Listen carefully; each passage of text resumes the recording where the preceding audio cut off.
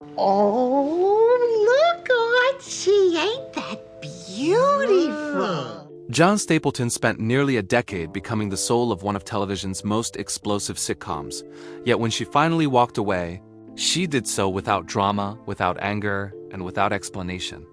For years, fans of All in the Family were left wondering why the woman who played Edith Bunker, the quiet heart of a loud and divided household, chose to leave at the height of the show's success. The truth, revealed later in her life, was far more personal than rumors ever suggested. When All in the Family premiered in 1971, it didn't feel like a typical sitcom. It was bold, uncomfortable, and fearless in the way it tackled racism, sexism, religion, politics, and generational conflict.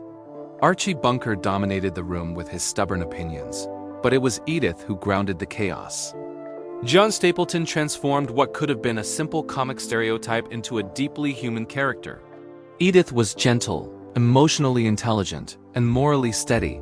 Even when no one listened to her, she didn't argue to win. She listened to understand.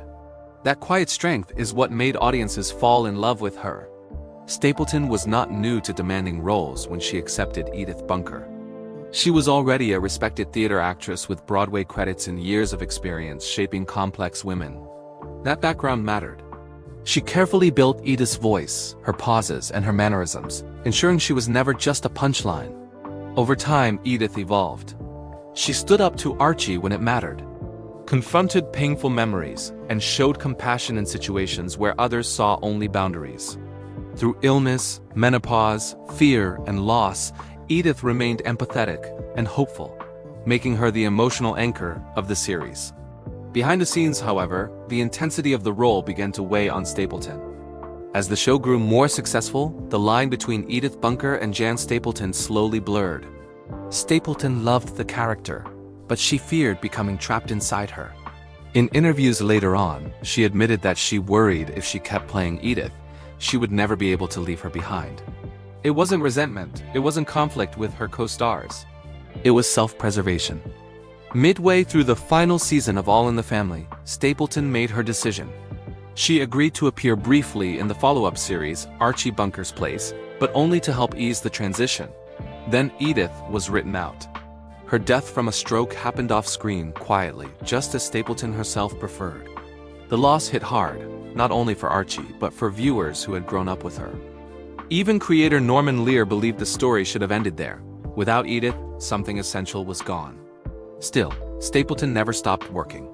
She returned to the stage, took on television roles selectively, and continued living by the values that guided her career. She avoided the spotlight, rarely watched reruns, and chose privacy over celebrity.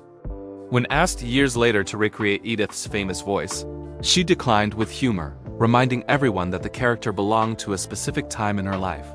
John Stapleton died in 2013 at the age of 90, leaving behind a legacy built on intention, discipline, and knowing when to step away. Edith Bunker became immortal, not because she stayed forever, but because her actress understood when the story was complete. If you enjoyed this deep look into television history, make sure to like, share, and subscribe to Hollywood Bulletin, and don't forget to hit the bell icon so you never miss our next story.